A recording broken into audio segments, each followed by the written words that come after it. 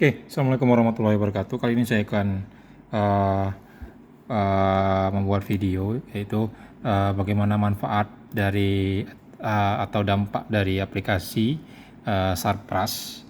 Sarpras ini aplikasinya sarpras.com. Kalau kita masuk ke dashboardnya seperti ini ya. Nah, ini dashboardnya. Jadi di dashboard ini kita bisa melihat ya status. Ini ada total barang, ada barang baik ya, kelihatan ada 244 barang baik, kondisinya baik gitu, dan ada 14 barang yang statusnya rusak ringan, lalu ada 141 itu kondisinya rusak berat. Nah, ini dashboardnya. Nah, seperti itu. Oke. Nah, dari sini kita bisa melihat ya, dan di sini kita bisa filter, maksudnya di sini kita bisa filter untuk tahun anggarannya. Misal untuk tahun anggaran 2022 nih, kita bisa filter. Nah, itu kita bisa lihat bahwa di tahun 2022 itu total barang 9, semuanya baik, tidak ada yang rusak ringan dan tidak ada yang rusak berat. Nah, ini chartnya ya. Oh, ada diagram batangnya, lalu di sini ada diagram pie-nya ya. Ini baik, rusak ringan, jadi semuanya baik ya, hijau. Nah, ini untuk keterangan itunya, jenisnya ya. Ada alat laboratorium, alat rumah tangga, deteksi gas ya, dan lain-lain. Nah, itu untuk dashboardnya sekilas. Lalu kalau kita pergi ke data master, lalu barang, lalu kalau kita pergi ke master barang, nah di sini kita bisa melihat data-data barang yang ada di dinas atau OPD ya. Nah, di sini kita bisa mencari by kode, lalu kita filter gitu. Nah, maka dia akan muncul. Contoh, kita akan memfilter, misalnya ada pemeriksaan dari Bakuda gitu ya. Dia mau kita mau mencari kode barang tertentu. Contohnya untuk kode barang yang ini ya. Nah, nanti kita bisa filter di sini. Nah, kita hanya cukup ketikkan saja kode barangnya, lalu kita filter. Nah, maka dia akan muncul barangnya. Untuk kode barang yang ini, maka barangnya itu adalah ini. Ya, kode barangnya ini, nama barangnya adalah Infocus ya. Nah, ini ada QR code-nya. Nah, QR code ini ya nanti akan kita print, lalu kita tempelkan ke barang tersebut. Kalau kita klik di detail ini, nah ini kita bisa lihat barangnya. Nah, itu contohnya.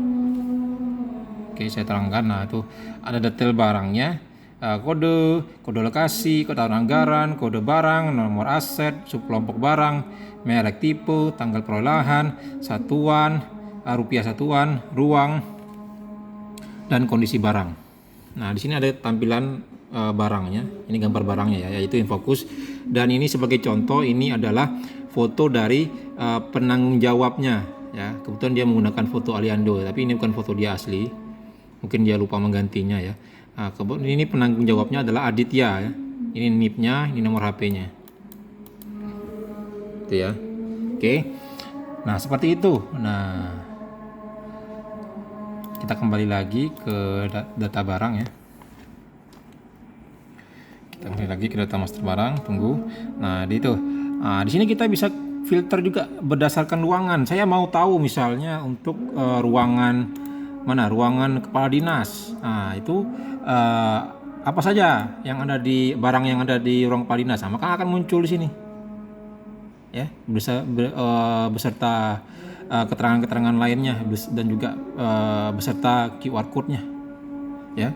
Saya mau cari di ruangan ini tata usaha ini barang apa saja yang ada di ruangan tersebut. Nah, tinggal dipilih filter lalu. Nah, maka akan muncul ya. Nah, oke, seperti itu ya. Oke. Lalu lanjut lagi. Saya mau berdasarkan tahun anggaran sekian, misalnya tahun 2022, 2001 lah. Barang apa saja yang diadakan. Nah, ini kita reset dulu ya, reset. Kita reset dulu, reset. Lalu kita pilih tahun anggaran 2022. Nah, kita filter barang apa aja yang ada di tahun 2022. Maka akan muncul nih tahun 2022 ya. Nih. Nah, tahun 2022. Nah, muncul barang-barang apa aja yang ada di situ ya. Nah, seperti itu. Lalu ada juga filter untuk kode lokasi, misalnya lokasinya di mana misalnya. Nah, ini bisa dilihat misalnya JBA gitu ya. Kita riset dulu. Kita tunggu. Oh, agak lama jaringannya. Lalu kita pilih kode lokasinya misalnya di untuk di JBA gitu. Filter barang-barang apa aja yang ada di situ. Nah, muncul deh. Ya. Lalu misalnya untuk kode barang ya kita filter. Kita mau mencari berdasarkan subkelompok, misalnya ini, maka dia akan muncul. Lalu saya mau filter berdasarkan kondisi barang, misalnya saya mau mencari yang barang-barang apa aja yang kondisinya kurang baik gitu ya. Maka kita cari di sini filter rusak ringan gitu ya. Nah, kita filter. Nah, maka akan muncul daftar barang-barang yang rusak ringan. Nah, lalu tahun perolehan misalnya, lalu cabang. Nah, kita bisa melihat barang-barang yang di UPTD. Di sini saya akan riset dulu, saya akan cari. Tunggu sebentar.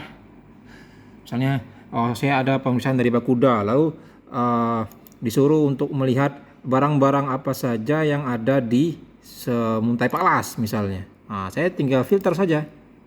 Nah, misalnya di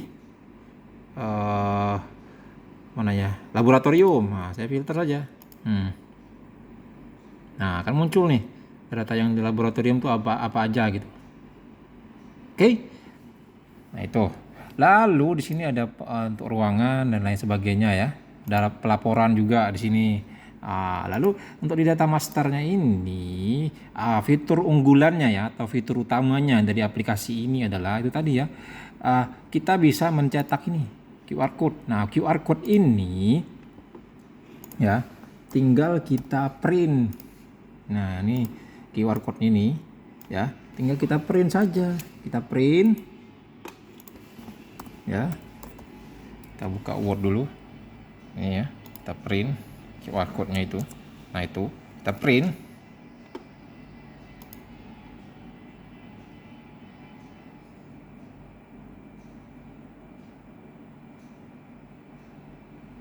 Coba dulu printernya bentar. Oke.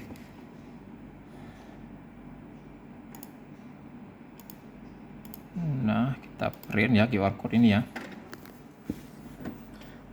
Nah, gampangnya nanti QR code ini nanti akan kita tempelkan ke barangnya gitu ya. Nah, kita akan coba ya. Kita akan coba QR code ini ya, tinggal ditempelkan aja di barangnya. Nah, kita akan contohkan misalnya QR code ini saya akan tempelkan misalnya di meja ya, anggap aja ini barangnya meja gitu ya. Nah, tinggal ditempelkan saja di sini. Nah, coba Mat. Nah, ini kan kita potong ya. Kita potong. Buka HP Mat. Scan QR code Mat. Aduh. Oke. Ayo scan QR code. Hah? Gak ada ya? Install dulu Pun. Gak ada.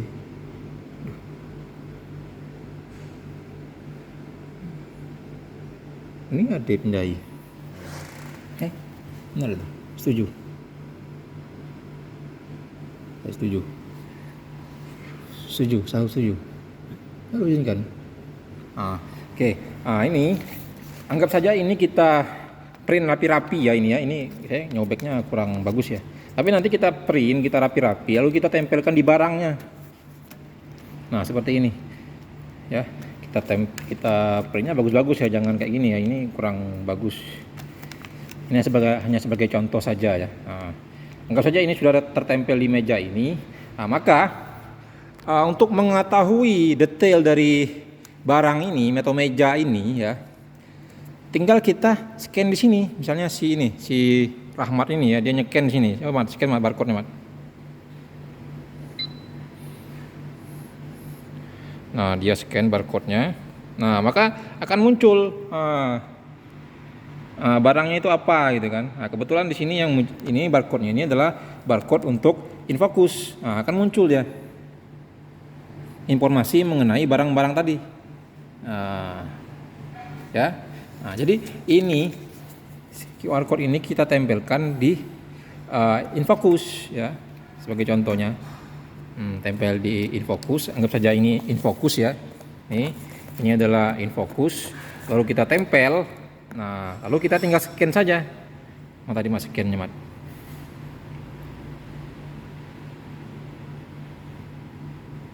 Bentar. Nah, ini. Nah, jadi bentar, ini adalah InFocus ya. Anggap saja ini adalah InFocus. Lalu kita tempelkan QR code-nya. Lalu kalau kita pengen mengecek barangnya, tinggal kita scan. Ayo Mat, scan Mat.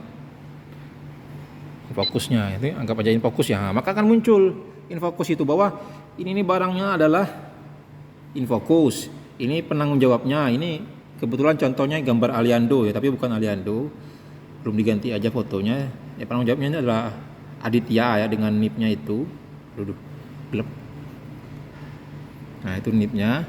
Nah, lalu ini ada keterangannya, kodenya, kode lokasinya, tahunnya, anggarannya, kode barangnya, nomor asetnya, subkelompoknya, merek tipe, tanggal perolehan, belinya berapa rupiah, kondisinya baik, nah itu seperti itu. Oke, mantap Mat. Nah, jadi ini mempermudahkan QR code-nya untuk kita tinggal tempelkan di barang tersebut. Tadi kita tinggal scan dan kita bisa tahu detail dari barang tersebut. Jadi memudahkan kita untuk melakukan inventaris barang ya. Jadi memudahkan kita untuk melakukan inventaris barang. Sekian review dari aplikasi esalpras.com. Saya Robi Al Akbar. Assalamualaikum warahmatullahi wabarakatuh.